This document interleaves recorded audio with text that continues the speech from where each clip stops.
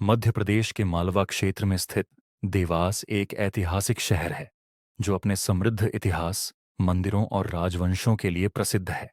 देवास के राजाओं की कहानी मराठा शासन, ब्रिटिश भारत और स्वतंत्रता के बाद की राजनीति से जुड़ी हुई है।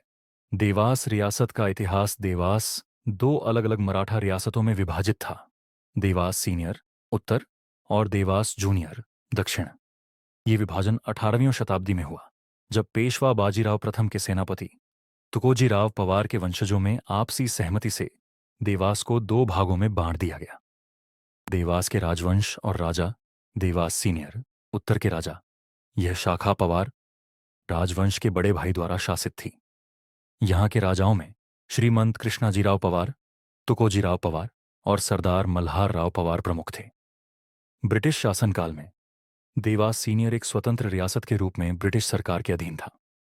देवास जूनियर दक्षिण के राजा, इसे छोटे भाई ने शासित किया और इसकी एक अलग प्रशासनिक व्यवस्था थी। यहाँ के प्रमुख राजा श्रीमंत आनंदराव पवार और तुकोजीराव पवार द्वितीय थे। देवास रियासत और ब्रिटिश शासन देवास की दोनों रियासतें ब्रिटिश सरकार के अधीन संधि राज्य बन गईं, जिसका अर्थ था कि वे आंतरिक प्रशासन में स्वतंत्र थीं, लेकिन ब्रिटिश सरकार को कर चुकाना पड़ता था और उनकी सेनाएं ब्रिटिश सेना के अधीन थीं। 1947 के बाद, भारत की स्वतंत्रता के बाद 1948 में देवास की दोनों रियासतों को मध्य भारत राज्य में मिला दिया गया, जो बाद में मध्य प्रदेश का हिस्सा बना।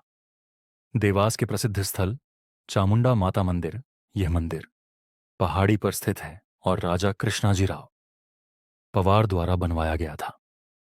तुकोजीराव पवार महल, यह महल राजवंश की समृद्धि और स्थापत्य कला का प्रतीक है।